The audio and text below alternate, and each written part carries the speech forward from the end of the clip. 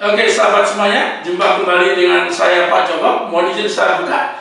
Kali ini pada edisi bincang-bincang dengan tokoh, kita kehadiran satu tokoh di bidang motivasi pendidikan telah hadir di studio kita, yaitu Kak Sabam. Selamat siang Kak Sabam. Selamat siang Pak Joko. Selamat siang. Okay. Senang bertemu Bapak. Oke, hari ini kita akan bincang-bincang karena kebetulan hari ini kita baru saja selesai menyelenggarakan kegiatan LDKSB untuk siswa baru kita di tahun ajaran 2020-2021.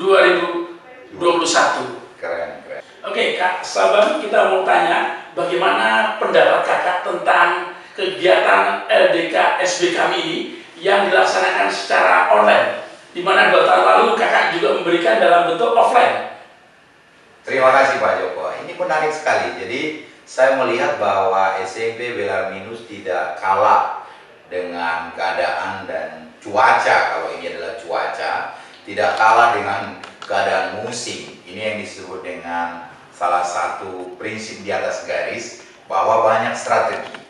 Artinya masalah boleh terjadi, tantangan boleh ada, tetapi solusi harus ada. Nah, saya melihat bahwa LDKSB ini, terlepas karena saya memberi materi, dia adalah sesuatu yang baik. Dan bisa jadi adalah sekolah ini, kalaupun tidak satu-satunya, adalah salah satu pionir dalam pengembangan kepemimpinan siswa atau murid, walaupun secara daring atau online tetap dilakukan. Karena kalau secara offline atau tatap muka, mungkin dengan mudah kita lakukan dengan improvisasi permainan dan cara-cara ataupun strategi-strategi tatap muka. Tetapi lewat online ini tentu kita ditantang untuk menyuguhkan pemaparan materi yang teoritik tapi menarik, yang aplikatif dan menantang. Tentu ada perpaduan kerjasama antara pihak sekolah, kepala sekolah dengan penyelenggara atau panitia, dan juga dengan murid-muridnya. Saya pikir SMP Belarminus selangkah atau berlangkah-langkah di depan menurut saya, dan saya harapkan ini terus dipertahankan Pak, dengan ide-ide yang luar biasa lagi ke depan. Sungguh luar biasa. Oke, Kak Sabam, kira-kira poin-poin materi apa saja yang telah tersampaikan pada kegiatan LDKSB online pada hari ini untuk anak-anak kami kelas 7? Oke, terima kasih Pak Joko. Saya pikir selain nanti para murid dan orang tua, juga guru-guru bisa menonton di channel YouTube SMP Belarminus. Tadi memang kita sampaikan bahwa siapapun terlahir sebagai pemimpin. Artinya apa? Kalaupun tidak memimpin dunia, tidak memimpin sebuah bangsa, atau tidak memimpin komunitas masyarakat, dia memimpin keluarga dan memimpin diri sendiri kelak. Nah, yang kita sampaikan ke anak-anak adalah bahwa sedini mungkin mereka sudah mempersiapkan diri jadi pemimpin. Kenapa? Karena pemimpin itu tidak hanya dilahirkan, tapi diciptakan, dipersiapkan, begitu. Nah, jadi tadi kita berikan 4 hal. Yang pertama adalah pengertian dari pemimpin. Yang kedua, untuk siapa dia terlahir sebagai pemimpin. Yang ketiga, ciri-ciri dari pemimpin. Dan yang keempat, manajemen diri seorang pemimpin. Nah, di endingnya tadi, kita coba mengulas 5 karakter yang kita berikan sebagai pemimpin. Yang pertama itu adalah seorang pemimpin itu disiplin. Yang kedua, dia kerja keras. Yang ketiga, dia pantang menyerah Pak. Nah, saya lihat anak-anak antusias tadi. Dan yang keempat, jujur. Nah, yang kelima adalah berani. Nah, ini semua tidak diperoleh serta-merta dalam kehidupan. Begitu lahir, langsung 5 karakter ada. Enggak. Ada mungkin 1 dominan, 4 lagi dipelajari terus. Ada memang yang dominan 3, 2 lagi harus dipelajari. Jadi menjadi pemimpin itu memang harus terus belajar, terus belajar, terus belajar. Enggak ada endingnya begitu. Itu yang kita berikan. Siap. Terima kasih. Sebenarnya kalau kita tilik dari perjalanan Kak Sabam ini, beliau ternyata juga telah menulis banyak beberapa buku, dan salah satu inspirasinya adalah tentang siswa di atas garis. Bagaimana Pak Sabam bisa menjelaskan secara pada kami apa itu siswa di atas garis? Wow, menarik sekali pertanyaannya Pak Joko.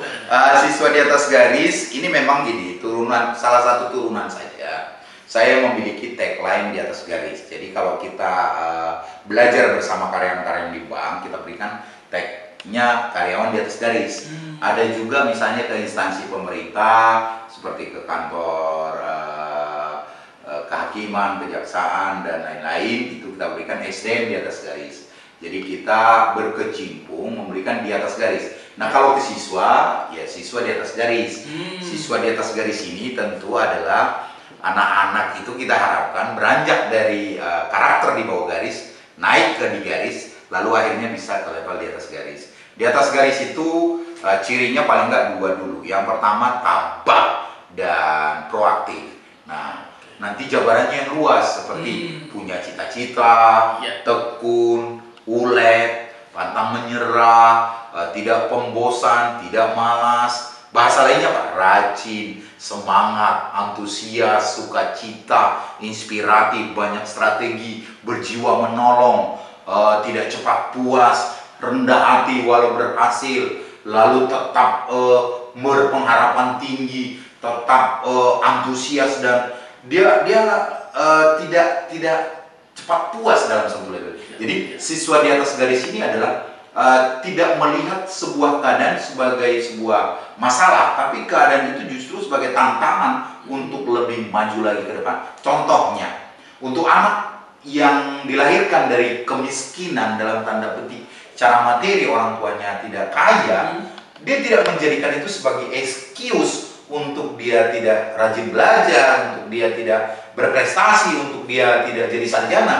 Tapi justru kita lihat banyak orang-orang top yang orang tuanya miskin.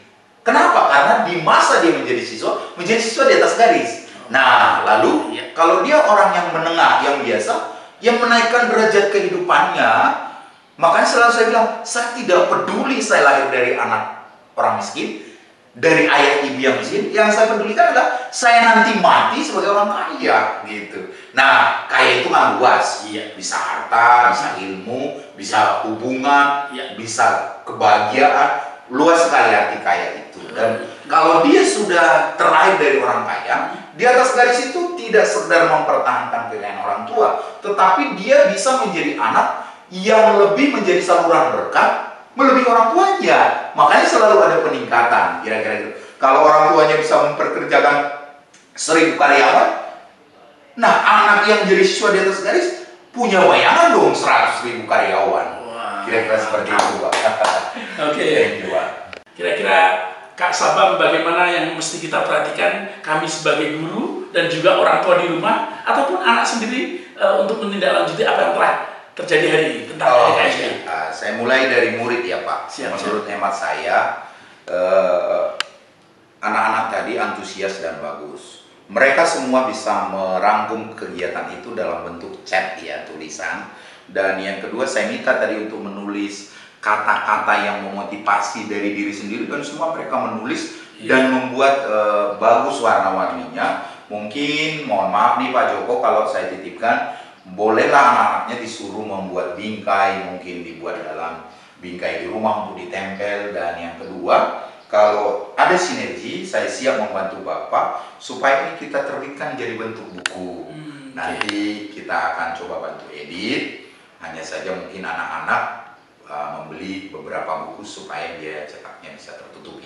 Nah, sementara buat orang tua, tadi ada beberapa orang tua yang hadir saya lihat bersama-sama. Nah, saya tahu Bapak Ibu orang tua sibuk ya, tetapi kalau ada event-event seperti ini barangkali bolehlah WFH dulu atau izin dulu boleh, supaya ada pendampingan yang luar biasa terhadap anak, karena anak ini kan generasi tanpa batas yang kita harapkan masih unlimited. Berbeda dengan orang tua sudah limited ya. Misalnya kalau dia sudah 50 berkarir 5 tahun lagi, setelah itu pensiun. Sementara anak kita ini yang masih umur 12, 13, 14 tahun ini masih long time ya, panjang ya, masih panjang waktunya untuk meniti sesuatu hal. Tentu butuh persiapan, butuh pematangan yang lebih besar. Nah, untuk guru saya pikir Pak, bolehlah program-program yang lebih dahsyat lagi. Keberhasilan itu kan selain peningkatan kualitas, yang paling utama itu adalah perulangan. Jadi artinya apa? LDK tahun ini kalau dilakukan itu hanya misalnya 1 hari, dampaknya itu terlamanya 3 bulan Pak. Terpendeknya itu sebulan. Sebulan. Yang paling pendek adalah sehari. Artinya anak udah lali lagi, lupa lagi. Nah, tentu perlu diulang 3 bulan kemudian, atau dengan program lain seperti misalnya latihan dasar kepemimpinan tingkat lanjut, menulis misalnya, atau merangkai cerita, atau ada lagi nanti latihan dasar kepemimpinan komunikasi gitu ya. Jadi sudah naik level dia. Kira-kira itu Pak Joko. Oke, terima kasih. Oke, sahabat semuanya, itulah tadi bincang-bincang kita dengan salah satu tokoh pendidikan kita. Terima kasih banyak Kak Sabab. Semoga terus semakin sukses kegiatannya. Amin. Dan tetap berkenan datang suatu waktu di tempat kita lagi. Terima kasih. Oke, saya kira itu. Terima kasih. Tetap semangat dan jaga kesehatan selalu. And home sweet home. See you guys. Thank you. Terima kasih Pak.